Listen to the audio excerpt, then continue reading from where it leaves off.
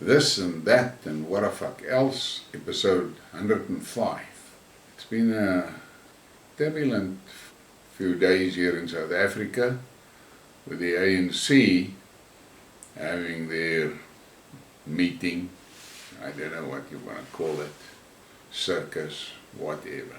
And it was disturbing to notice that people with criminal cases hanging against them are standing for the top positions. What the fuck is that? How is it possible that our country has degenerated to such a place where crooks are candidates for the top positions in the governing party? And for me, the cherry on the cake was earlier tonight.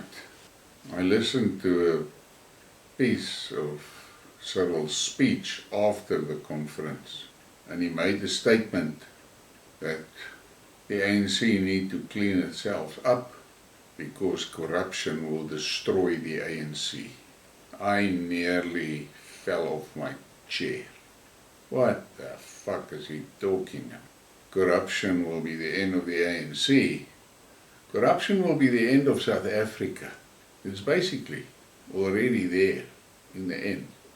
But then for him to say that while the lists of candidates for the top positions are speckled, actually painted, with people that has got criminal records or has got cases pending against them.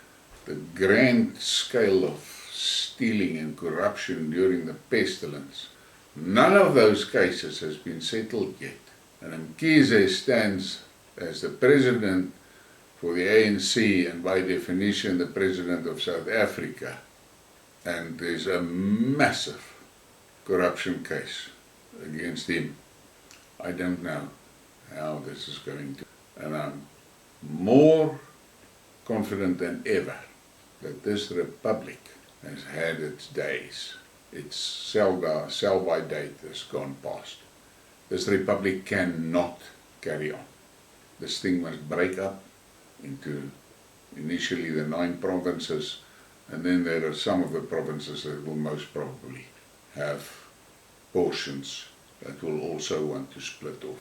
And that's the way forward. I think that this Ukraine war has, first the pestilence and then the Ukraine war, has set the scene for a strong comeback of nationalism. There's countries that shouldn't be countries. They should be maybe 2, 3.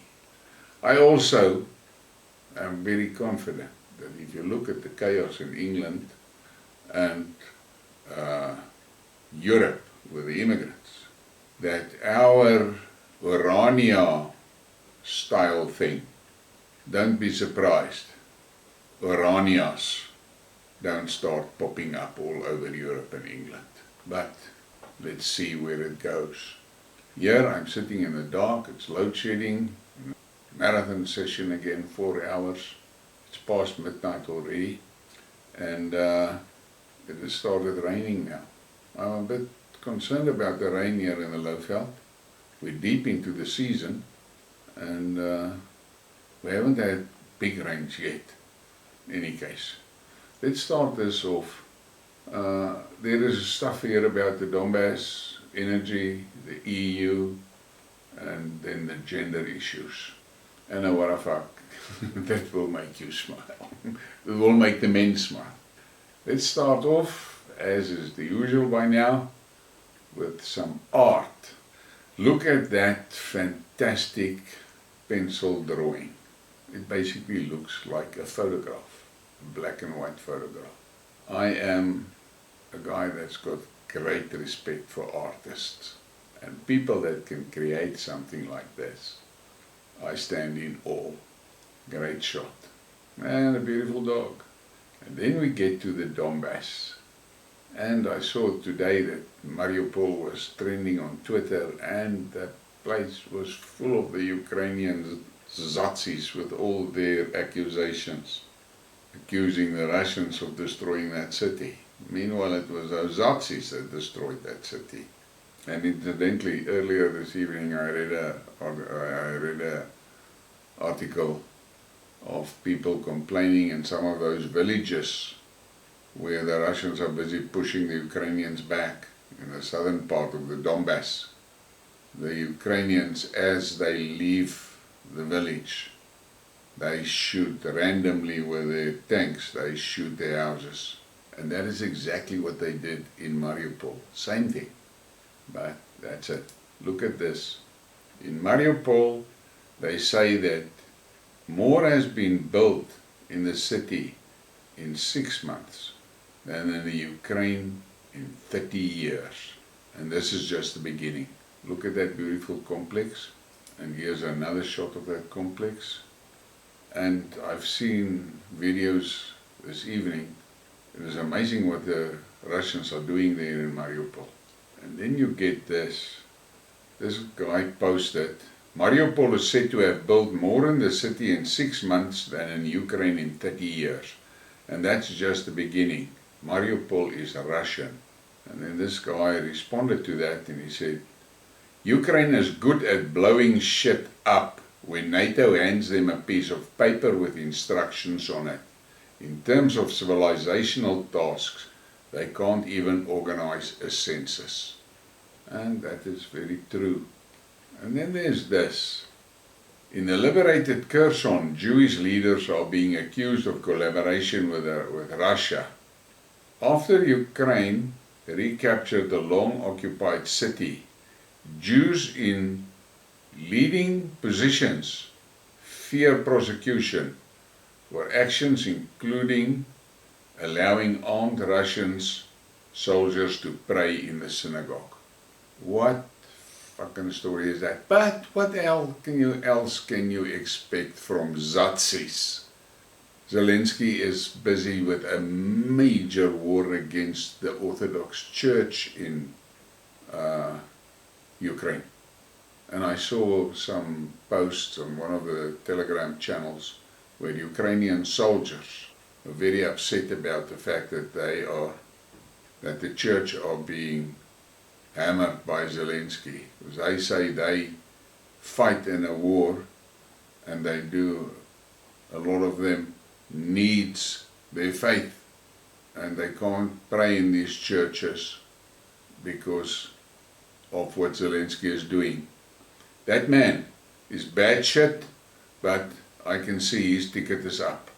And then we get to energy. And now this, I'm going to read you this little article and then tell you a story. Oil is as natural and abundant as water. They don't want you to know that, and they tell you that it is from fossils to enslave you, although it's a constantly growing resource through pressure, heat and microorganisms. And in the period 2004 to 2009, I spent a lot of time in the Middle East, and especially in Kuwait. And one night we were sitting there in the desert having a braai, and we started talking about the oil pollution that happened during the Saddam thing. And the one guy explained to me, and I said to him, I see your beaches are clean and everything is clean. And he said to me that there is a bacteria that eats oil. And their scientific section from some government department, they spray the beaches and they spray the rocks that is polluted with that bacteria. And the bacteria does its job. And then we started talking about the oil and so forth, and he said to me, you know what, they tell you guys this story that we're going to run out of oil and all of that. There's wells here that has been pumped for 30 years, and they're still pumping strong. Who tells them that that process that created the oil, that process has stopped? And I must say, when he said that, I started thinking, and I thought to myself, that's actually true. Who the hell knows that there's a limited volume of oil? Who says that oil is not generated constantly. But just a little bit of trivia. And then we get this from Adam Tas, and I'm going to read it in Afrikaans. Sodra ek surplus krag kan opwek, verkoop ek dit aan my buurman teen die helfte van Eskom se prys. Dit sal my buurman in staat stel om sy besparing aan krag om te skakel in solar, sodat hy self onderhoudend is en dan aan sy buurman verkoop ensovoorts. Gemeenskapskrag, dis dalk 'n plan. And roughly translated, the guy reckons that if he installs his solar system at his house and he's got surplus, he sells that surplus power at half the price of Eskom to his neighbor, and the neighbor is now making a 50% saving on his energy bill, and that savings he's going to use to do his own solar, and then once he is done with his, he sells his excess again to his neighbor. And so the community generate their own power and propagate the self-generation. I think it's a good plan. Yeah, obviously there's going to be legalities and things like that, but I think the core of it sounds good. And then you have this. Guys, the gas and energy situation in Europe is so bad, they actually gave us this 4-minute timer at our student residency place. They also locked our heater to not go above level 3. I cannot understand how it happened that the European population allowed that Ursula crazy to fuck their lives up. And then we get to South Africa, and look on that image. It is like a train, basically horizon to horizon, and it is big trucks transporting coal to Richards Bay for export, because this stupid ANC cabal took money from Biden to swing South Africa, or as they say, transform our energy sector into the green shit that didn't work in Europe and is not working in America, but the low IQs here think they can make it work, and at the same time the Germans are taking all the coal. So our coal plants is starving and has to handle shit coal, and the top quality coal is exported. I've said it previously in a previous Skidmark, this Eskom debacle is most probably going to topple the government. And then we have this, and this is in reference to this ANC circus they had at Nasrec.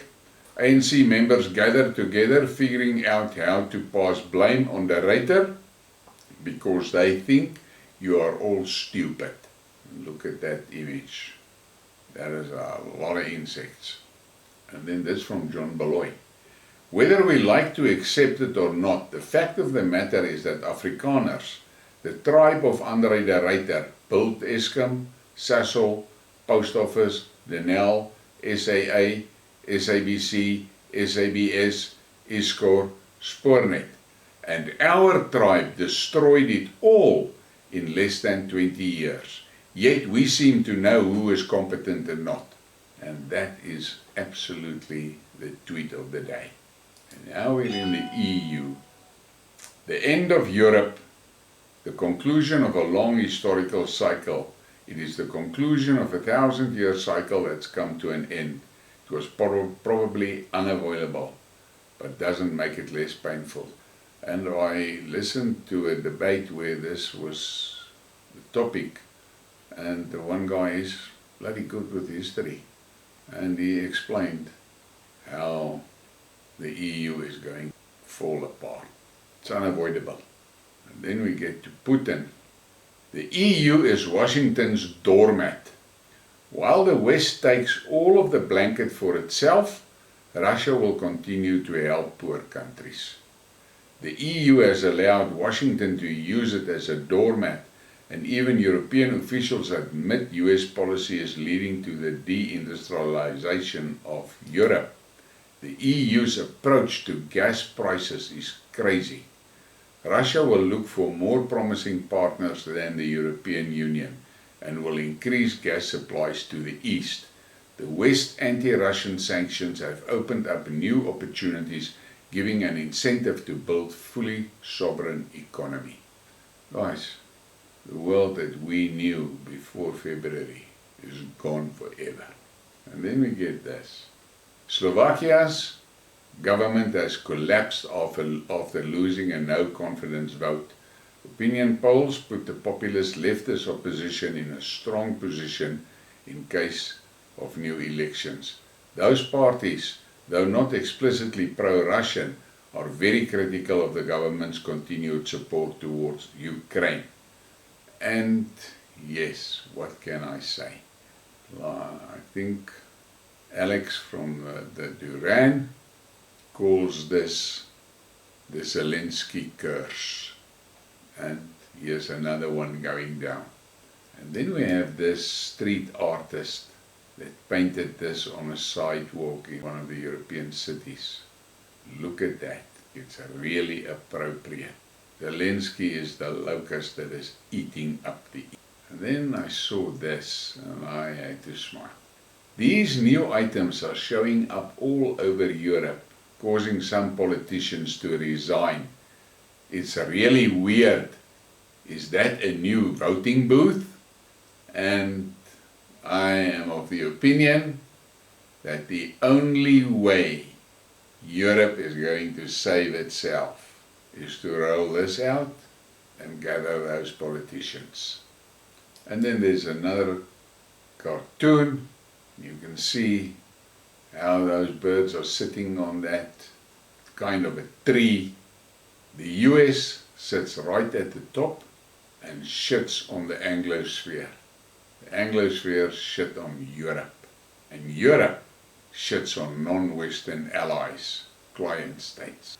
That is what is happening, guys.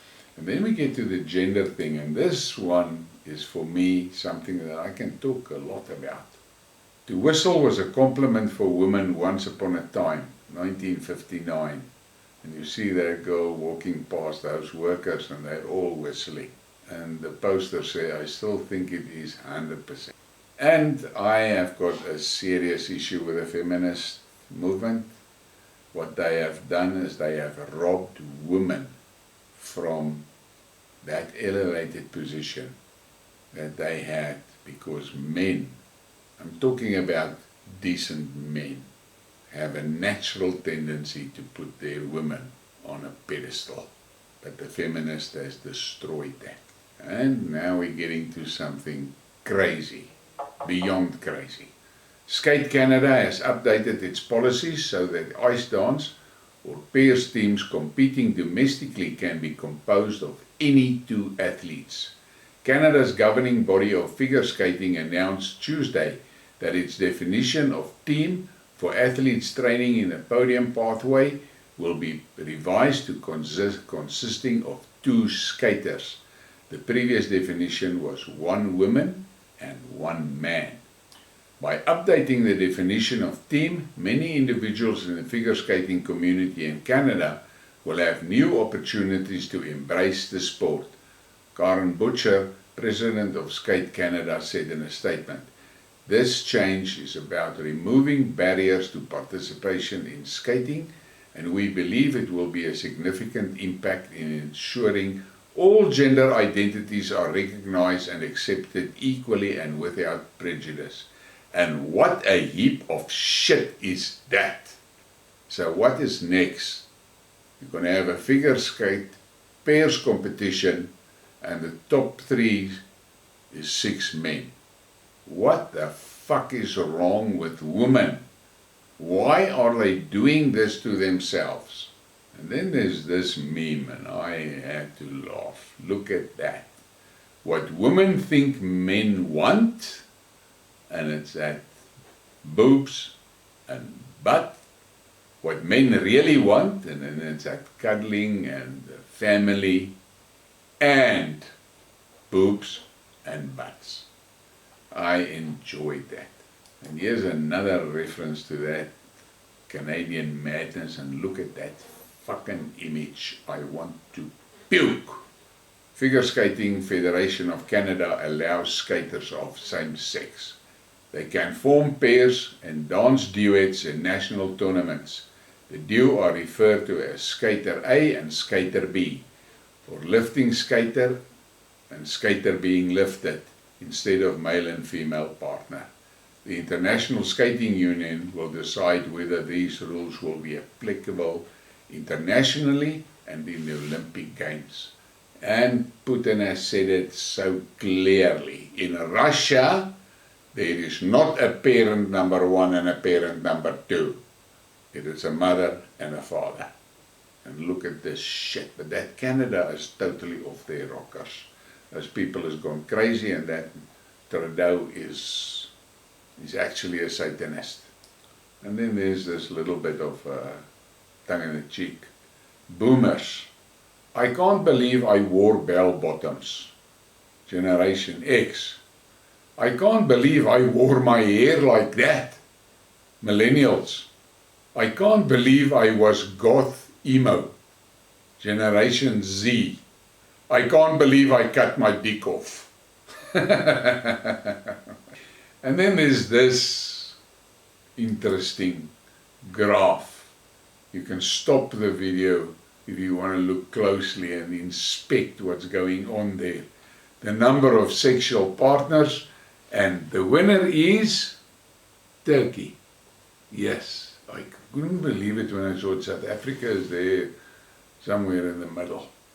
The world has lost its morality. And then we get to that what the fuck moment, and this is for the soccer fans, and I'm sure everyone, every blue-blooded male is sorry that Croatia did not win the World Cup in Qatar. Just look at that. Former Miss Croatia promised to go naked if they win the World Cup in Qatar. Guys, I don't know what happened, but maybe there was some game fixing, because Croatia should have won. And on that note, please give me a like and a subscribe and a share, and I want to thank you all for the support. I really appreciate it. But the YouTube algorithm is working against my channel, because for obvious reasons. And I need your help. So the likes is very important, and the share. You must hit that share, please. Have a great evening.